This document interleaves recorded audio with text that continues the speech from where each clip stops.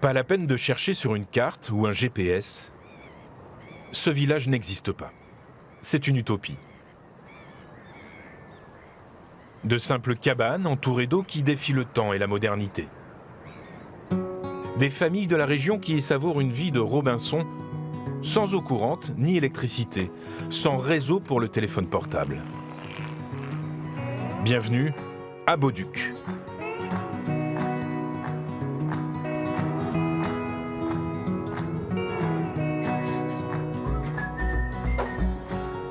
Si l'été, la plupart des cabanons sont occupés, le reste du temps, seule une poignée d'irréductibles s'accroche contre vents et marées.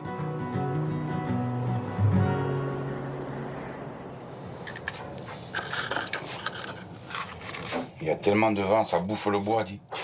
À une vitesse. Là, c'est froid. Hein. On a la couette jusqu'en haut et on sort pas le nez. Bon, on boit un bon café. On va voir comment on grille notre pain. Voilà le grille-pain de Bauduc. Chantal et Rudy partagent leur retraite entre leur maison de Tarascon et leur petit cabanon de Bauduc. Tiens, regarde. Regarde la vue que j'ai le matin pour déjeuner. L'hiver, il y a les oiseaux, il y a de tout. L'hiver, ce qu'il y a de bien, c'est qu'il n'y a personne. On est tranquille. Le village, on est une dizaine dans le village. Mais bon, après, l'hiver, c'est rude. Hein. Il y a de l'eau partout, on ne peut pas trop aller nulle part. Bauduc est comme une petite société insulaire. 72 cabanons qui, l'hiver, se retrouvent vite entourés d'eau. Alors ici, le meilleur ami du cabanier, c'est le parpaing. On monte un peu tout parce que le frigo, il a pété l'an dernier, il a pris l'eau et il m'a fallu changer les pièces qu'elles avaient cramé. Et là, quand je m'en mets, maintenant, je l'éteins. Mais bon, avec le réchauffement de la Terre, l'eau, elle va monter, elle nous fera partir. Un jour, on ne sera plus là. Malheureusement, je ne sais pas si mes petits-enfants en profiteront beaucoup. Mais à Bauduc, on n'est pas du genre à se résigner tout de suite. Plutôt à se retrousser les manches pour conserver son idéal de vie et sa petite maison. C'est vrai, le village est en sursis. La montée des eaux est une menace prise au sérieux. Au large, d'anciennes digues ont déjà cédé. La mer est désormais aux portes du village. Et les irréductibles de Bauduc mènent un combat incessant et peut-être insensé contre ces assauts répétés.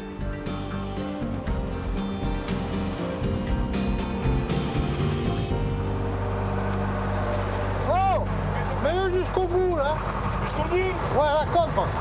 Viens là. Ce matin, Rudy et ses compagnons doivent de toute urgence colmater une brèche dans une des digues qui protègent le village. On avait mis du plastique à côté et là on n'avait pas mis, on n'avait plus. Là je pense que le sable il partira pas comme ça. Là ça soufflait. À coups de clous rouillés et de sable, ils bricolent un rempart de fortune, dérisoire barrage face à la Méditerranée. Il y a 1 mètre d'eau là derrière. Si on ne calfeutre pas tout le long, là on inonde le village. Donc comme ça on se protège. Il y a un trou, là. Il y a un trou. Avec le plastique, dans l'angle. Vous avez plus de sable, là. Et ouais, mais le sable, il va sortir par là. Je vais vider le godet. Vas-y, vide. Les cabaniers se sont cotisés pour acheter cet engin de chantier indispensable à leur survie. Aux manettes, c'est Georges, l'un des rares à vivre à Bauduc à l'année. Il faut le faire chaque année. C'est le prix à payer. Hein.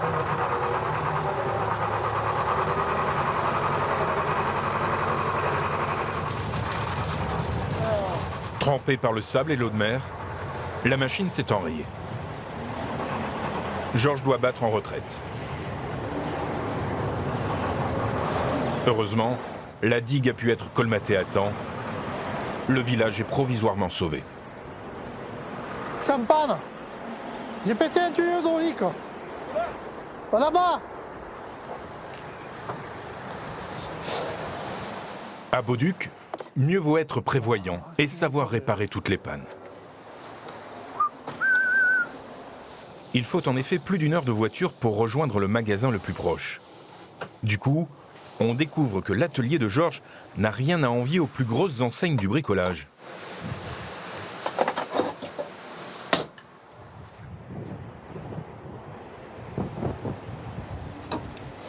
Je risque pas de pouvoir vivre en ville. Hein.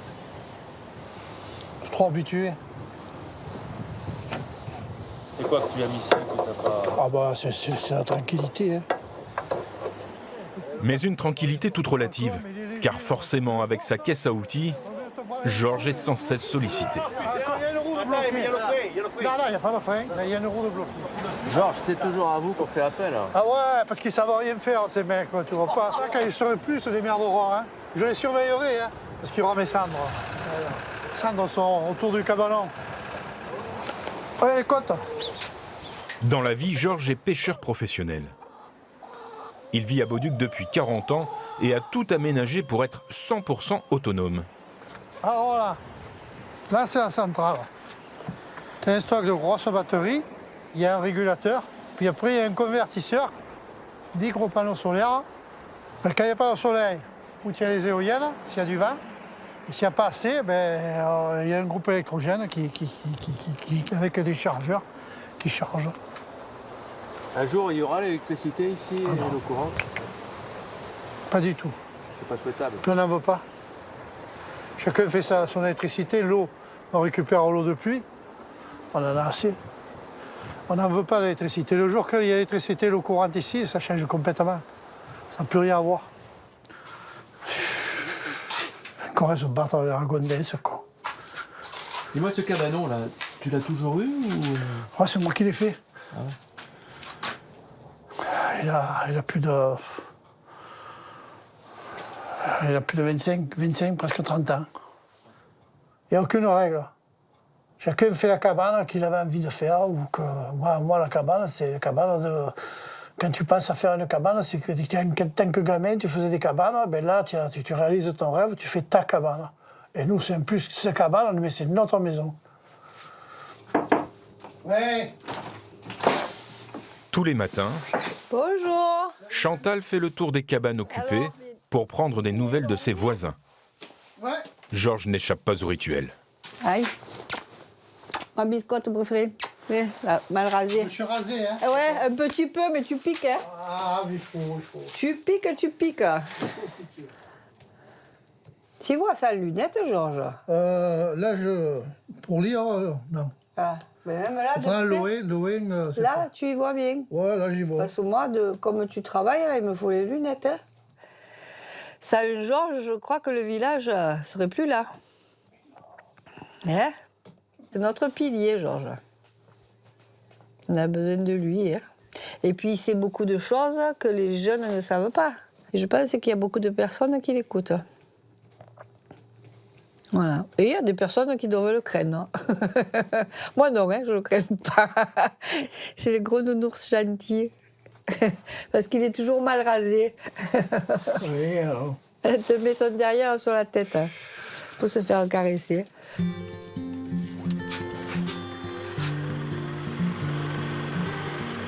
L'histoire de Bauduc commence dans les années 50. Quelques cabanes abandonnées de pêcheurs que des familles d'ouvriers, des salins, mais aussi des retraités améliorent pour venir passer des vacances ou des week-ends. Puis est arrivé le camping sauvage sur la plage. Le phénomène prend de l'ampleur à partir des années 80. Des milliers de caravanes et de cabanes envahissent régulièrement le domaine public maritime. Depuis, les autorités ont mis le holà. Fini la zone libre de Bauduc. Aujourd'hui, seuls quelques privilégiés ont encore le droit d'occuper les cabanes du quartier historique.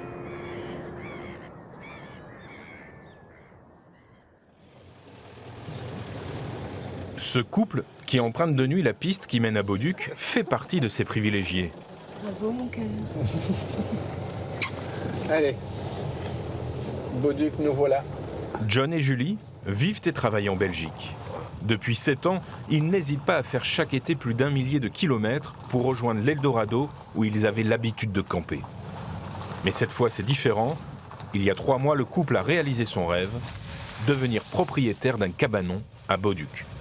Le bonheur, quelque part, c'est une fois qu'on est sur la piste, il n'y a plus de réseau GSM, plus rien. Plus de clients, plus de patrons, plus de gens pour nous embêter.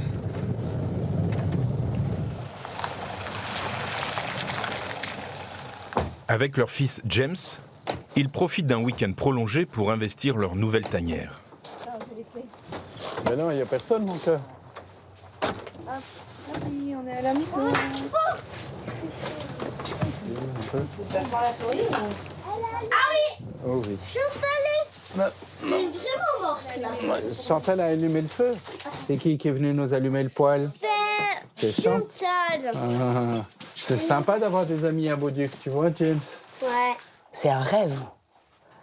Et puis là, maintenant, pouvoir venir l'hiver, en automne, tout le temps, c'est chez nous, c'est à nous. Enfin, quelle chance on a eue.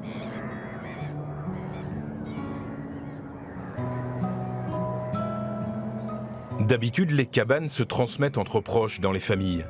Il est très rare qu'elles se vendent à des étrangers.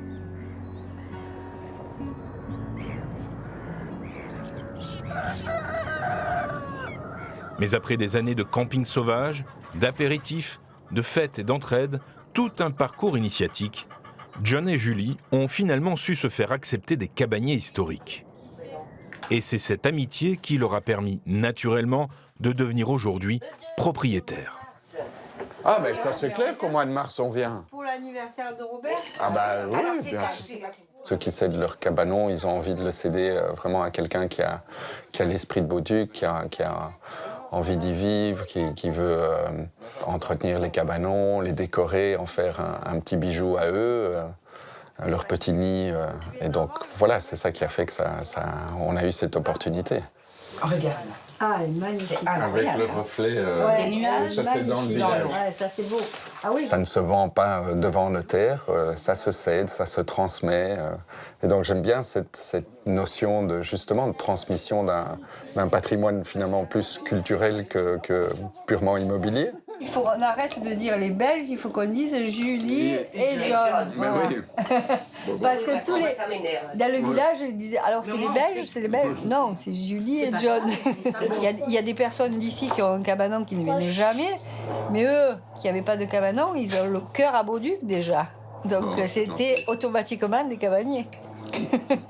C'était nos fils des cabaniers. Ils étaient cabaniers avant d'avoir un cabanon, je pense.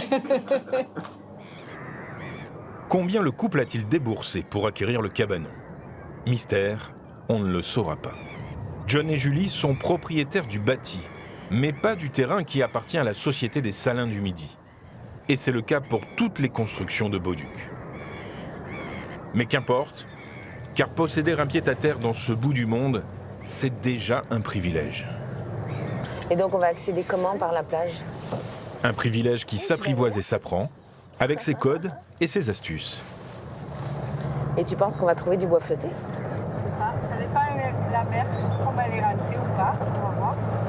Ici, récupérer et recycler tout ce qui peut l'être, c'est un art et une évidence. On ne pourra pas celui-là, il est trop gros. Hein. Il est trop gros. Pas question de courir les magasins, mais pas question non plus de se couper des traditions. L'idée, c'est de trouver tout des bois pour faire un sapin. Parce que le prochain séjour, on fait un réveillon. Tout le monde est là, donc il faut notre sapin. Voilà.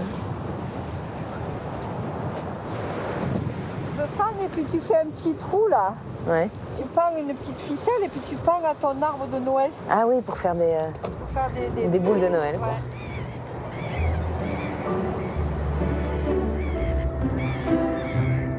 Ce soir, c'est la course pour James et sa maman. Ah, c'est là, regarde.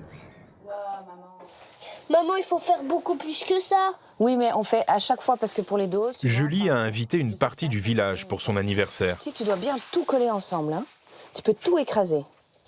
Donc Les outils de grand-mère sont sortis. quand même, il y a moyen sans mixeur électrique. À la force du poignet, Pas mal, ça. tout est mis en œuvre pour conquérir le cœur des cabaniers historiques. Il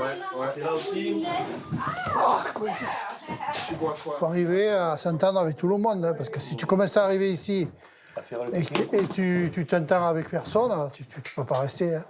Il faut aimer un peu la fête, il faut aimer un peu les apéritifs, il faut aimer ça. Après, la passion de la mer. Mais bon, la passion, déjà, il faut du kite, mais déjà, ils sont avantagés parce que... Voilà. Déjà, en faisant du kite et tout... Tu vas bien? C'est Gianni. Enfin, pas aujourd'hui, mais c'est lundi. Et on a notre anniversaire le même jour. Ah non. Et ton fils, il aura... Joyeux anniversaire, Julie et James. Joyeux anniversaire. Parce qu'il coule. Après une courte nuit, le plus ancien des cabanniers est déjà sur le pont de son bateau. Georges peut vivre toute l'année à Bauduc, car il exerce le métier de pêcheur sur place. Une passion qu'il a transmise à son neveu, qui l'accompagne à chaque sortie. Moi, j'ai tout le temps, même en tant que gamin, on a tout le temps fréquenté les pêcheurs qu'il y avait ici. On est 6 enfants et on a tout le temps eu de la passion de la pêche. Ah, il y a encore une merde de roquet. Comme tous les pêcheurs, le moral de Georges remonte au rythme défilé. On me fait chier ces conneries là. J'en ai pris un, il fait 150 kilos, presque 200 kilos. Ça devient gros ça. Après des petits requins sans valeur, de belles dorades bien dodues font bientôt leur apparition. Allez, c'est fini là.